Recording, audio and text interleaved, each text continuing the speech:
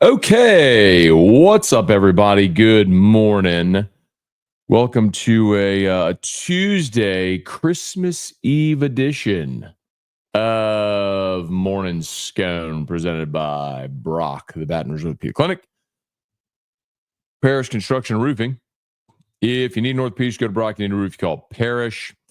Unique Physique, uniquephysique.com, Restored Motions, restoredmotions.com. All of our great sponsors are linked in the description on YouTube. And I'm in the process right now of tagging everyone on Facebook. So please support us by supporting our sponsors. Okay, y'all. Happy Christmas Eve. Merry Christmas Eve. Happy Christmas Eve. Merry Christmas Eve. We appreciate y'all for being there with us. Hope you got great stuff planned for the day and all that good stuff.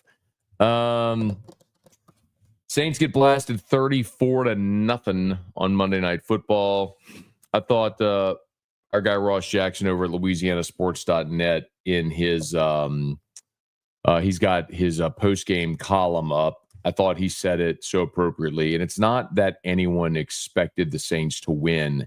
It's all the things that that we had hoped to see. Like, I love this part that he wrote.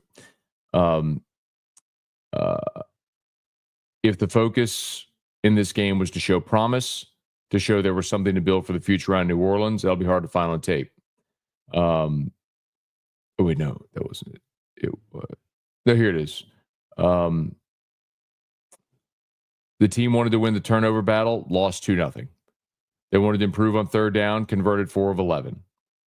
They were intent on limiting the Packers' run game by winning the line of scrimmage. Instead, they allowed 5 different rushers to gain 4.7 or more yards per carry.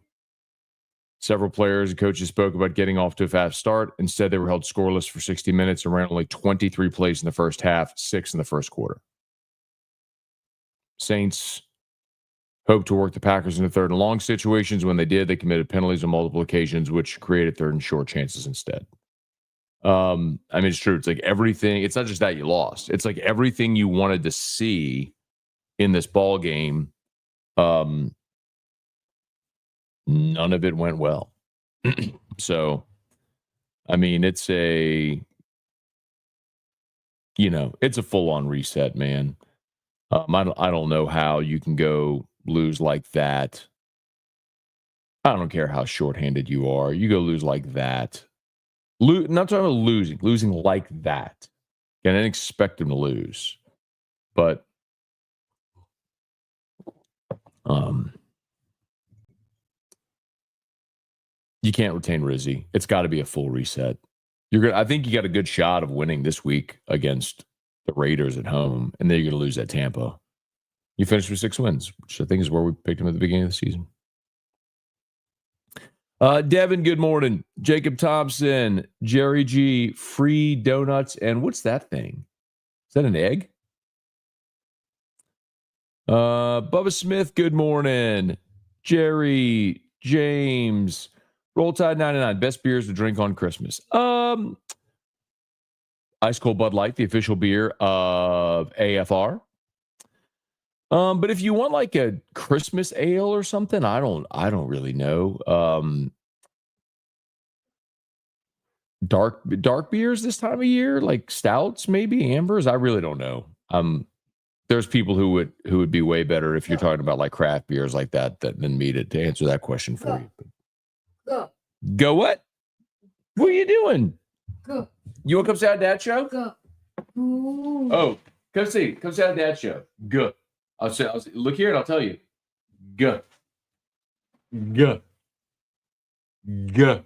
Go. Go. Go.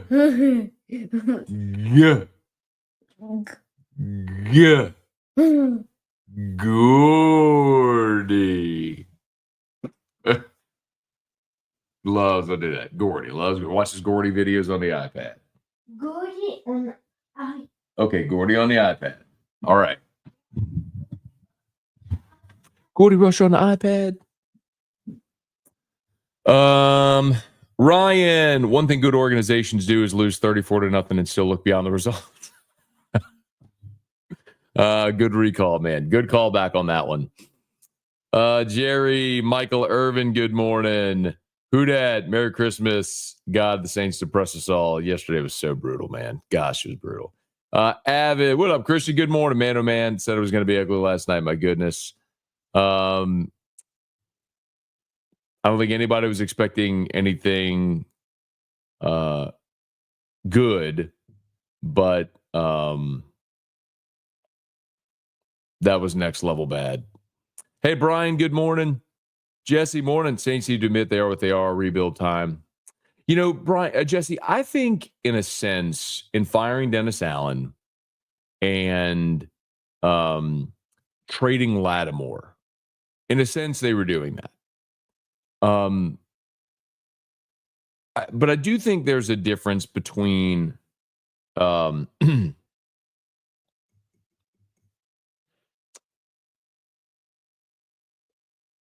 you know, a reset and a rebuild, and maybe that's just semantics, but I mean full on reset. Like, I don't want Darren Rizzi because I don't want any connective tissue to the past staff. I don't want Aaron Glenn because I don't want connective tissue to what was. And right or wrong, I mean, you have to go get a completely different idea, someone with completely different background, resources, experiences, skill set, ideas, everything. You've got to be completely different here.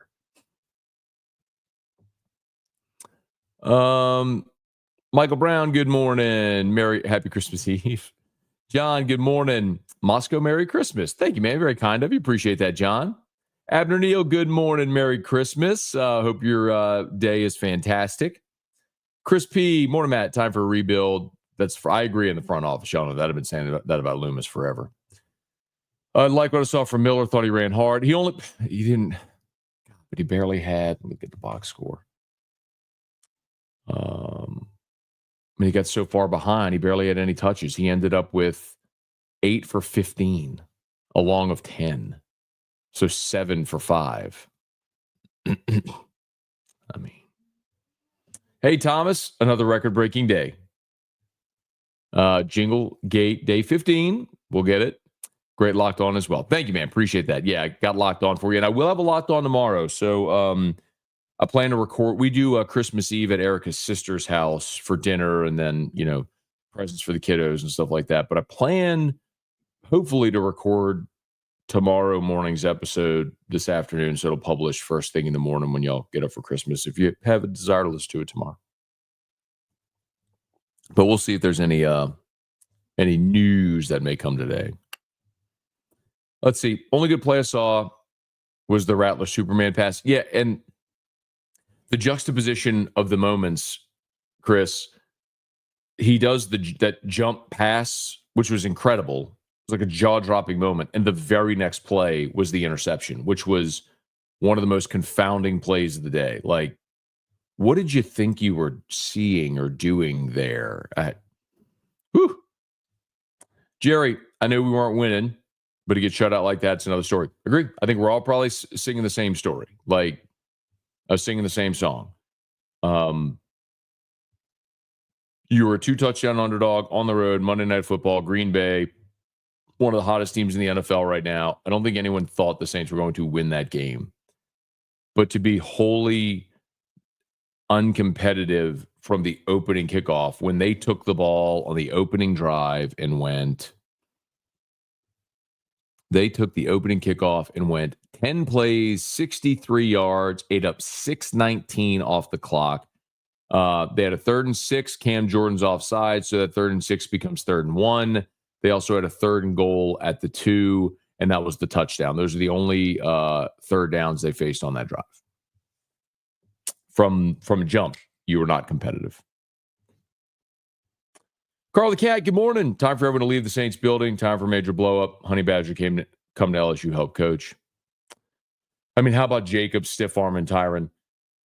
I mean, down that right side, if y'all were watching down the right sideline, Jacob stiff arm Tyron, and I mean, I can't believe Jacobs didn't score in that play. Kind of like hopped out of bounds there about the 2-yard line. But I mean, that's not something you see happen to Tyron often. Brad David, good morning. At one point, the Packers offense had more first downs than the Saints had plays. 6 plays in the first quarter. It's crazy. Devins, does this put the nail in the coffin for Rizzi getting the head coaching job? Look, Devin, I don't know what the front office is going to do. I would think so. I think it was a long shot to begin with. I'll give Darren Rizzi credit. He has gotten the guys for the most part to buy in, to play hard. It's a very different look over the past handful of games than what you saw during the 7-game losing streak with Dennis Allen. They have been respectable. But like, I'll remind you, man, in 2016 when LSU lost to Florida, remember the game that got moved by Hurricane Matthew? I mean, Florida was atrocious, and LSU blew that game in Tiger Stadium, and that should have been the end of the Orgeron, candidacy. And ultimately, Joe Oliva was a coward and a terrible athletic director, and got his feelings hurt by Tom Herman, and so he rushed Ed Orgeron to the podium to beat Tom Herman to the podium in Texas. So you never know what bad administrators will do. And Mickey Loomis is a bad general manager right now. Like that, I don't even think that it's debatable. I love the comment Jerry made just a minute ago. It's so true. One thing good organizations do is you look past the results. Well, I mean, remember, even when they fired Dennis Allen, Mickey Loomis was defiant, basically saying he was forced to do it because of the fan sentiment and all. Like, he's a bad general manager. Hasn't been good at his job in a while. Hi, buddy. Hi, Gordy Rush. Hi, it's Gordy Rush. Okay. Sean, Merry Christmas. Let's get Kingsbury trade the house for Shedeur. I mean, I think Joe Brady is actually the betting favorite right now, the odds-on favorite to get the job. Rooney, Merry Christmas. Jamie Leday, Bubba, good morning. Hunter, good morning. At least I hit my bet taking the Saints unders yesterday. You hit that easily. There you go. Little Christmas ale. Johnny, morning to you and the family. Thank you, Johnny. Same to you and yours. Travis Michelle, good morning. Let me scroll here. Toki Doki. There you go. There you go. There you go. Go this way. Yeah, man. Santa will be here tonight. Drew's been good all year long. Santa's coming. We'll leave out milk and cookies for sure. What kind of cookies do y'all leave out? Do y'all leave out like whole milk, skim milk, almond milk, soy milk? What kind of milk y'all leave out for Santa? What do you think he likes the best? What kind of cookies? You have Oreos. I like sugar cookies. You know what I also like? Those soft cookies that you get like in the 12-pack, the little plastic 12-pack, like Rouse's has them. The soft cookies.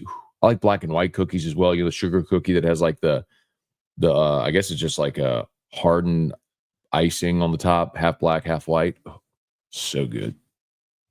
Those are my favorites. Gunner, morning, Matt and fam. Merry Christmas. Yes, sir. Jesus loves you all. Amen to that. Saints still suck. That's a topic for another day. God bless. Have a great Christmas. Thank you, Gunner. Merry Christmas, man. JTL, get Gordy. Miracle Martinez, good morning. Merry Christmas. Thomas, Philip, morning, Matt. Having a conversation with friends of mine, and the 2019 LSU is brought up. Can you explain how Joe Burrow came to LSU briefly? Maybe what would LSU future be without the 2019 team? Yeah. I mean, well, 2019 obviously would have never happened if you didn't get Burrow. That's an obvious statement. But I mean, to take a step further, and then, by the way, if you want to read about Burrow coming, my friend Jeff Marks did a 3-piece series on Burrow several years back. It was all a special to The Advocate, long form features, really good stuff. You can find it if you Google it. But something that a lot of people maybe don't know is that like Orgeron would have been a one and done, like Zach Arnett at Mississippi State. Mike Leach tragically passed. They hired Arnett, and after 1 year, he was out. And there was a real possibility of that with Ogeron. When they lost to Troy, remember they got blown out by Mississippi State, they lost to Troy. Like, they had collected the buyout money. Like, he was going to be fired. And Ed did a smart thing. Instead of, like, he and Matt Canada were feuding, and Canada wanted to play Miles Brennan, a younger guy, higher ceiling. And Ogeron was like, no, I realize I got to win games. So they played Danny Etling, who was a more steady option. And, after they lost to Troy, the next week they won at Florida 17-16. Florida missed the PAT. And the only game the rest of the way they lost was the Bama game. And so they went 9-3. And so he bought himself another year. And that's when they got Burrow in. And man, I would even argue that not just Burrow, because Burrow wasn't great in 2018. I mean, I tell you all that Burrow went the entire month of October in 2018 without throwing a touchdown pass. I mean, Burrow had 2 very costly interceptions in the loss against Florida. But Cole Tracy was I think the guy in that season that really saved Ogeron. I mean, he hit the walk-off against Auburn. You forget how many games where it's what people want to always talk about coaches that hate points. I mean, that season, Ed Ogeron was like, every time we get points. And I agree with, I mean, go back and watch Miami in the opener. Go back and watch Mississippi State in the rain. The bowl game against UCF. How many times LSU just drive stall, but Cole Tracy was automatic. So you kept changing the scoreboard. And then obviously everybody just took that massive leap in 2019. It was an incredible ride. So, but how Burrow ended up at LSU was Bill Bush, who was LSU's safeties coach, had a relationship with Joe Burrow's dad. They had coached together. And so when Burrow went in the portal, he was going to go to Cincinnati. That's where Luke Fickell was the interim head coach for a year at Ohio State. So Burrow was going to go play for Fickell at Cincinnati. Bill Bush convinced Joe to take a visit to LSU. And then when they were here on the visit, I think Ed did a great job. I mean, I've always credited Ed Ogeron for that part of it. When they got Burrow here, Ed's superpower was recruiting and did a great job recruiting him and stayed on him. And not just him, but Dan, Joe's brother, Dan, it's almost like, you sell the one. You ever in a sales situation, you find the person in the group that's bought in, and you communicate with that person. And Dan Burrow, Joe's brother, was the one that was all in. And Dan's a great guy too. I got to know Dan a little bit that season. I hadn't talked to him in a while, but anyway, Ed stayed on Dan to stay on Joe, and got it done. Chris. Trey, old news. Would LSU have won tiebreakers to get to the SEC championship if they'd beaten Florida and won out? I think not, because it would have ended up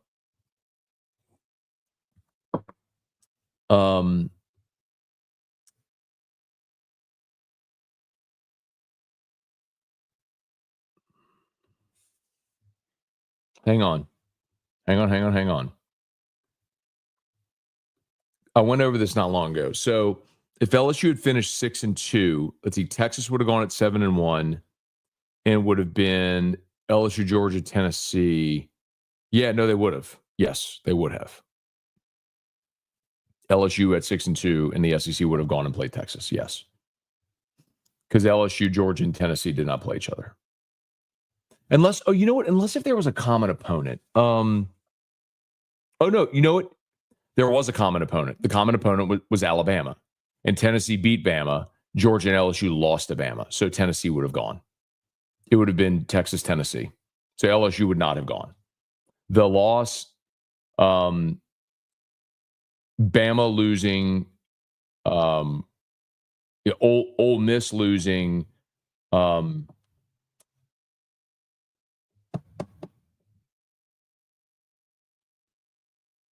Florida. Ole Miss losing to Florida basically would have cost LSU that.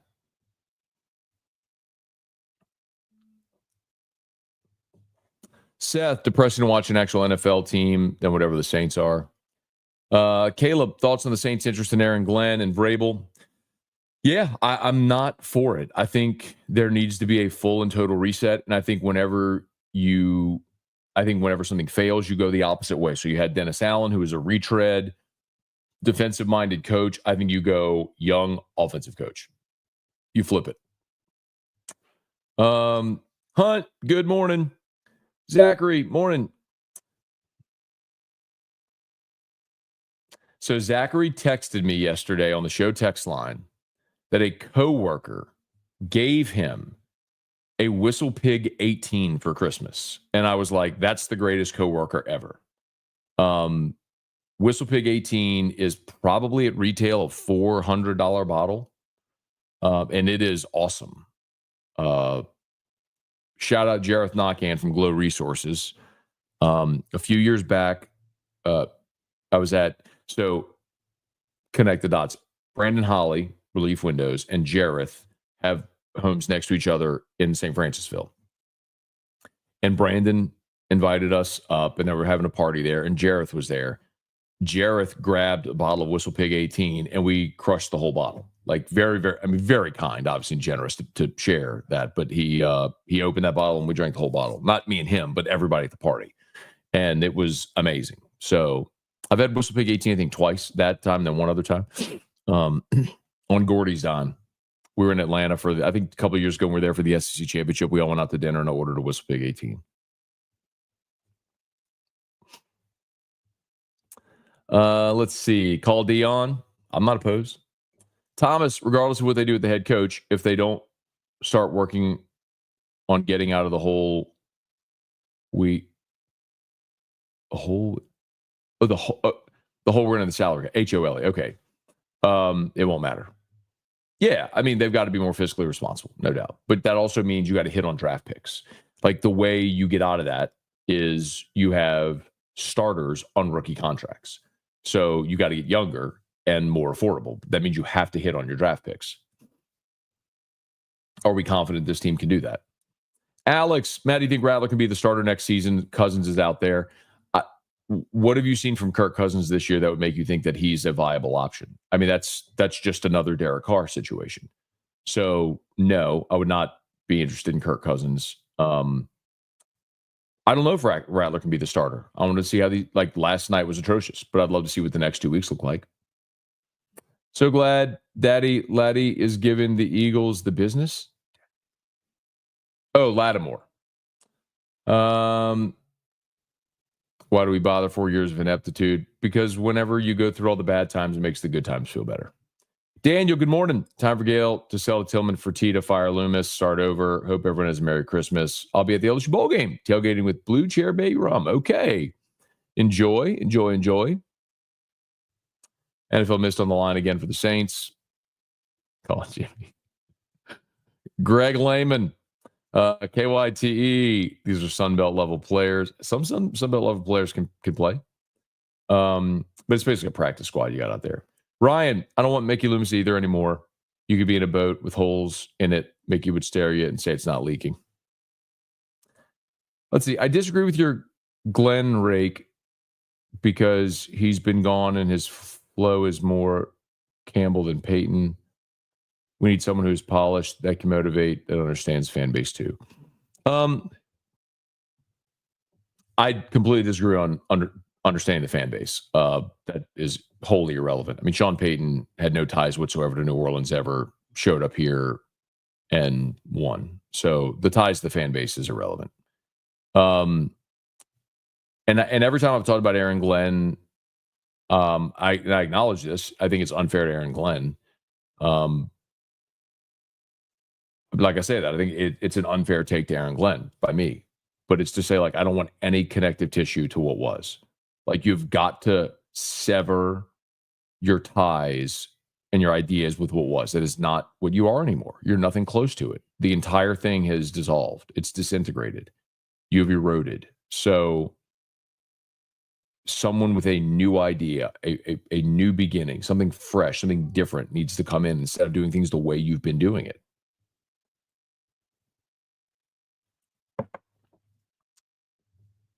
Why does Mickey Loomis still have a job? Because he's comfortable. What are the videos of Gordy about Drew watches? I don't even know, man. It's like if you go on YouTube, there's the talk function. You can hit the microphone.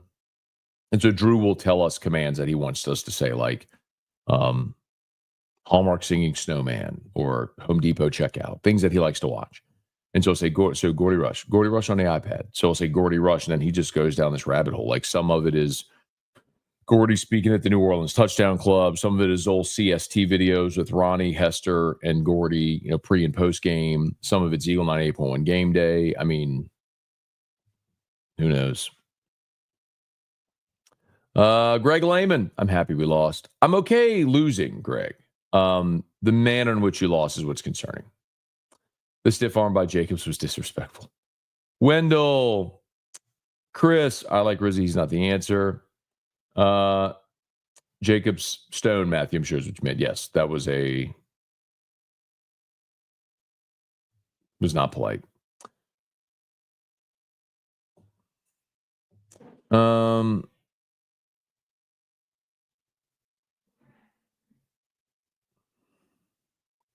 Saints will go cheap on a coach.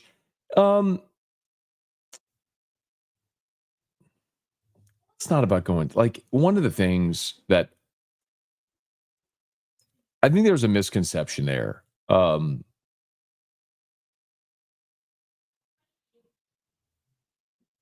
thing that I will credit Gail Benson for, and Tom Benson before her, is they are not afraid to spend money.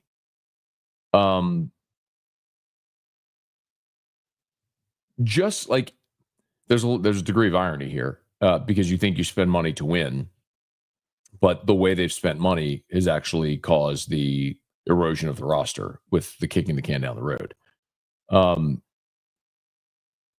Because the way that works with restructuring contracts is you have to have an owner willing to pay cash up front. So, for example, if you take your salary, convert it to a signing bonus, and spread the signing bonus over 5 years, that gives you cap relief now, but you pay it out over 5 years, right? Well, the only way you're able to do that is if you convert that salary to a bonus and you pay the bonus immediately. So you have to have an owner willing to spend now. And Tom and now Gail Benson have always been okay doing that. Like they are very, like they'll spend. There's the old story famously about the Super Bowl down in Miami, about how the Saints accommodations were luxury and plush and they had everything. And, Ornstein, went ahead and had all these things done for the families. Now, I mean, and the Colts had none of that stuff. The Bensons have always been very like they spend. Like, so that's not to say they go on the cheap. That's not true at all. I mean, they just committed $100 million guaranteed to Derek Carr. So that's not true to say they'll go on the cheap. You could accuse this organization of a lot of things, which is true. Going on the cheap is not one of them. I mean, they just redid the whole training facility, the cafeteria, the whole thing. That's why they were at, camp in California this year. No, man. You could accuse them a lot. Being cheap is not one of them. For now, Saints went backwards in this game, got a clean house. Everyone must go. Desmond, any update on Jacoby Matthews? Nope. Leon Williams, have to sign a Debo, trade up to get Travis Hunter. Man, the Debo thing is going to be really interesting this offseason. Because coming into this year, yes, I mean, you're looking at it going, that's a decision you have to make. Are you going to sign him long term? And so it's unfortunate for him that in his contract year, he suffered that injury. But, you got a decision to make, about a Debo. I wish my boss looked past my results at work. Let's see. They've given up. You can see in their eyes going through the motions, full reset. Hey, Dad, good morning. Tyron didn't look like he belonged on the field last night. Blown coverage at one point on fourth. You know what was interesting? At 2, did you see the flop by Ugo Amadi? It was the first touchdown, if you were watching it. and Aikman pointed out on the broadcast, but Amadi thought he was being picked, so he flopped. And in flopping, he left the receiver wide open, which is how they scored the first touchdown of the game. First of all, the flop was terrible. But second of all,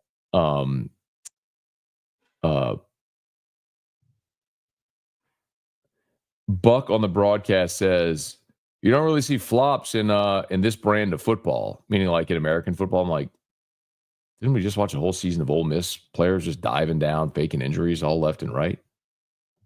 Flops. Kurt, good morning. All right, here are all the cookie ones. All right.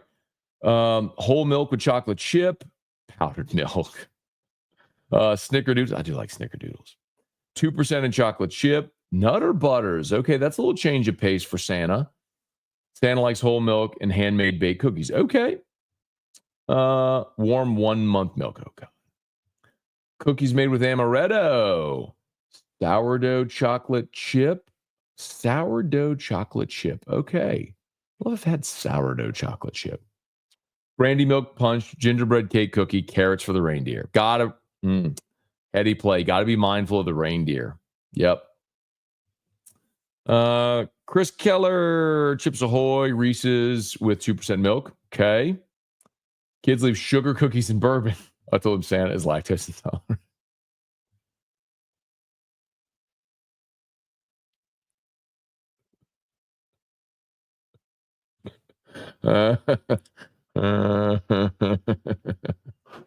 You hate to hear that about Santa.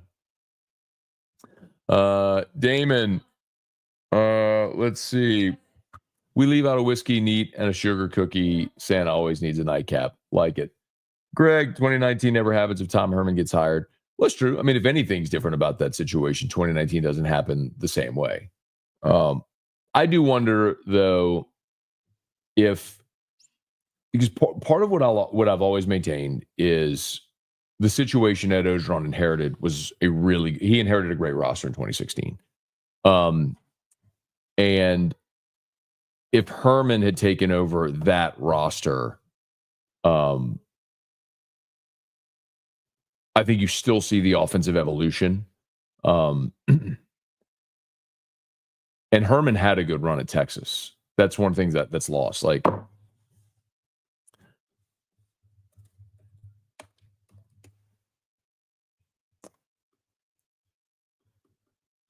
he went 7-6, 10-4, 8-5, and then the COVID year they were 7-3. He was 7-3 in the COVID year, and they fired him. So I wonder what it would have looked like if he'd inherited LSU. Again, like, you don't have 2019 as it existed. Obviously, you change any variable there, you don't have 2019, and so therefore, I would never change any of it. I would take all of the bad because 2019 was that amazing. But I do wonder what it would have been like if they had gotten Herman. You know, what it would have looked like. Boy, they were so all in on him.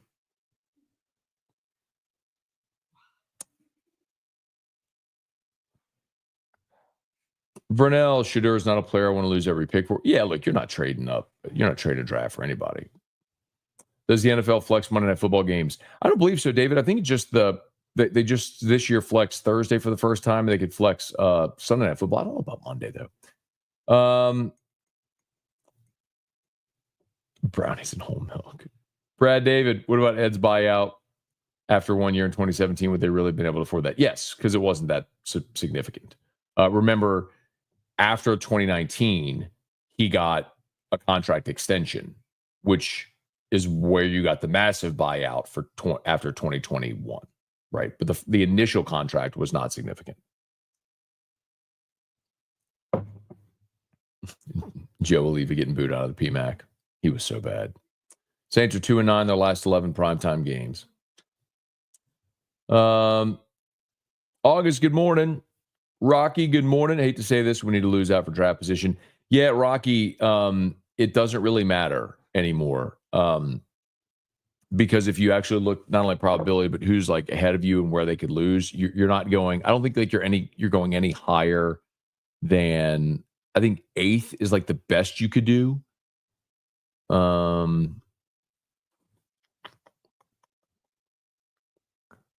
So you're already at 5, right? So Giants, Patriots, Raiders, Titans, Jags, Browns. You can't get higher than any of them. That 6th or 7th would maybe be. And then honestly, I don't know with Panthers, Bears, Jets all at 4 wins. I don't know how it would fall if you ended up tied with them. But again, so I think maybe like the best. If I thought I read that the best you could do is 8th, is the 8th pick. But again, like it's not. I mean, you're talking about like 8, 9, 10, somewhere in there. It's you're not getting into the top 5. Hey, Robert. Good morning. Hope all is well.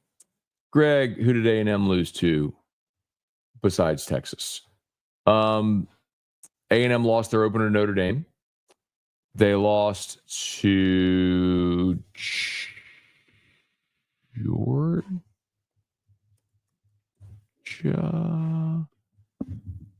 A&M beat Florida in games. They also opened to Notre Dame. Oh, they lost South Carolina.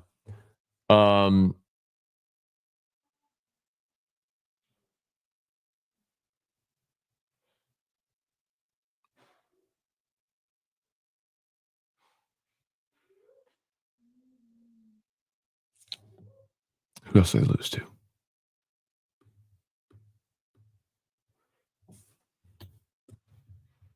Let's see. Here you go. Notre Dame, South Carolina, Auburn. So they lost 3 of their last 4. After they beat LSU, they lost the game at South Carolina. That was the bonkers environment at Williams-Brice. Then they beat New Mexico State, then lost at Auburn 43-41, and then they lost to Texas 17-7. The game they lost at Auburn was the game where Auburn got up huge early, and then A&M rallied, took the lead, and then they ended up going to overtime, and the kid from A&M dropped the 2-point conversion in overtime. So they lost the overtime game to Auburn, then lost to Texas. All right, I got to get going, y'all. Hey, Ray, good morning. Merry Christmas. Great Locked On this morning. Thank you, man. Appreciate that very much. Y'all, please check out Locked On LSU on YouTube or your favorite podcast app. We always appreciate that. Shelby, are we getting a new OC staying with Sloan? I mean, if you're getting a new OC, I think you probably would have had that happen already. But again, remember, you do have a spot on staff open, vacated by Slade Nagel. I think it's pretty apparent, the fact that they haven't filled that yet, that Brian Kelly, I mean, listen, I don't know this definitively, and to be very honest, I just haven't asked around a bunch. But Brian Kelly tried to hire Tommy Rees when he came to come with him from Notre Dame. Rees spent last year at Bama, Saban retired. Rees this year is the tight ends coach with the Cleveland Browns. It would stand to reason that in 2 weeks, when Cleveland season ends, maybe Brian Kelly hires Tommy Rees to come here and be the tight ends coach and passing game coordinator. I don't know, something like that. And like Joe Sloan has an ambition of being a head coach. Maybe another year, Joe becomes a head coach, and then Rees becomes the OC. I do not know. I'm not telling you anything definitive. I'm playing out a hypothetical in my mind. That would make sense to me. Hey, Club, good morning, man. Good to sweet. Deborah, good morning. I said get Cam Moore, let him grow if he's there for you when you pick. Ashton, Merry Christmas. Any updates on the eliminated CFP teams, portal players, LSU pursuing any of them?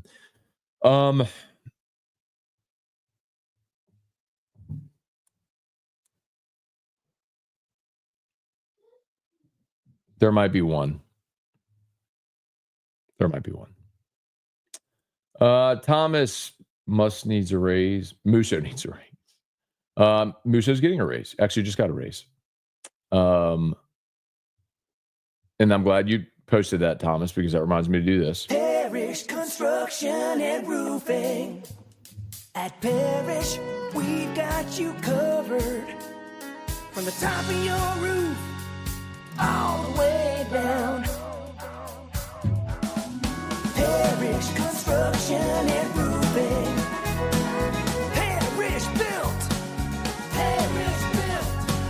Parish Built. From your hometown. ParishBuilt.com. All right, Parish Construction and Roofing. You need a roof, give us a shout at Parish. You need North Peters, you go to Brock. Appreciate y'all for being there with us. All of our sponsors linked in the description on YouTube, tagged on Facebook. Appreciate everybody for being there. Let me see. I saw that last night was the first time the Saints went scoreless in the first half, back-to-back games since the Ditcare. It was 97. I saw that on Twitter last night. It's crazy. Sugar Bowl. You know what? I still like Georgia in the Sugar Bowl. I think Notre Dame's defense is really good. I think Georgia's defense is really good. I think Gunnar Stockton's ability to run gives them a little different dimension that they haven't had. And Carson Beck was a turnover machine. So really unfortunate for Beck having the injury and being done for the year. But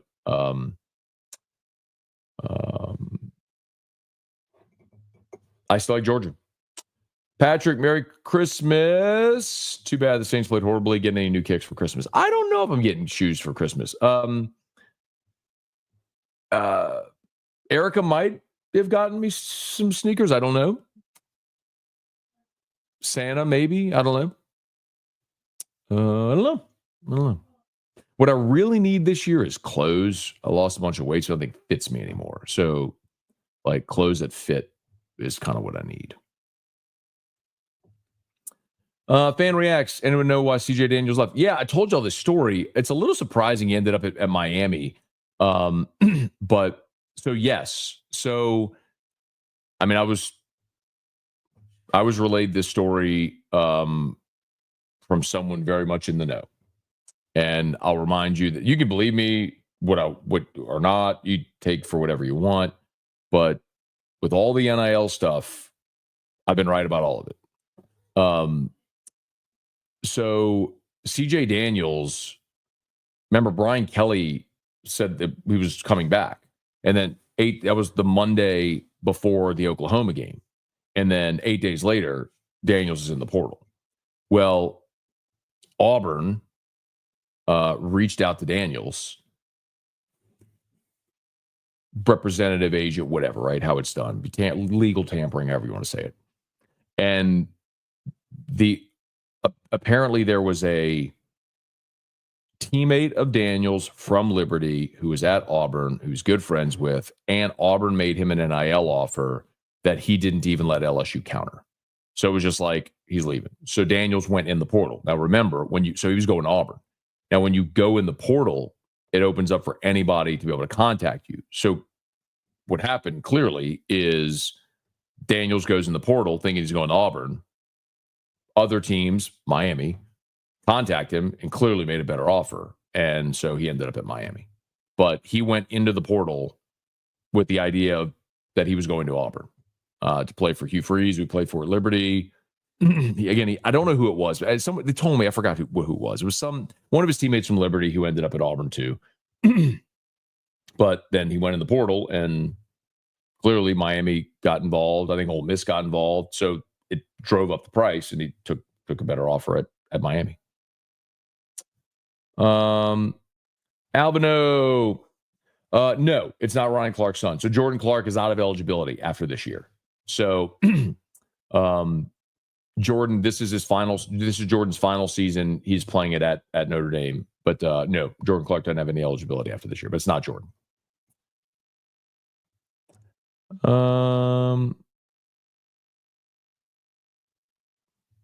I got to go. Merry Christmas, Matt. Is Patrick Payton a difference maker? Patrick Payton is like he's been in college for 4 years and he actually has skins on the wall. The guy's got 30 some odd TFLs. And I mean, I did it on Locked On the other day, 31 TFLs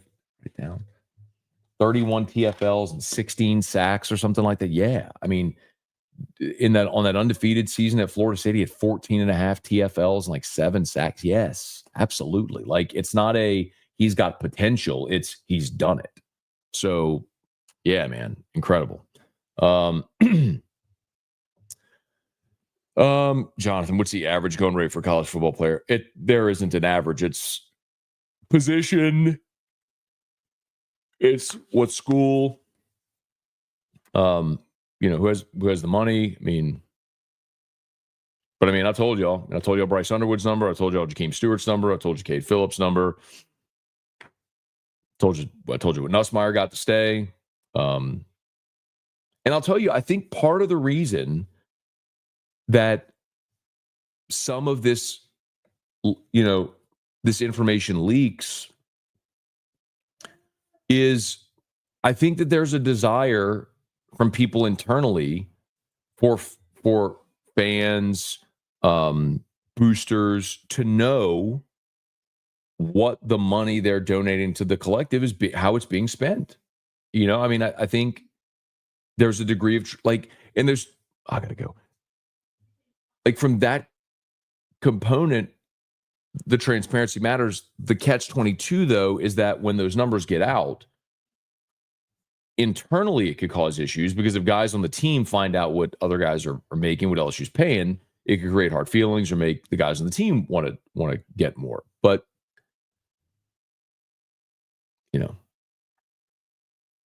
anyway, all right, I got to go. Mike Hardy, can Pickett play in the bowl game? No, he cannot. But he's practicing, which is really cool. Kelly Gross, good morning. And by the way, I did talk about DJ Pickett on today's episode of Locked on LSU. So now that we're done here, please go check that out. YouTube, podcast, Locked on LSU. Please subscribe. Appreciate that greatly. All right, I got to bounce. Y'all have an awesome day. We will have a Christmas morning scone. We always do. Right? So we'll see you tomorrow morning on Christmas. You'll have an awesome Christmas Eve, and we'll see you.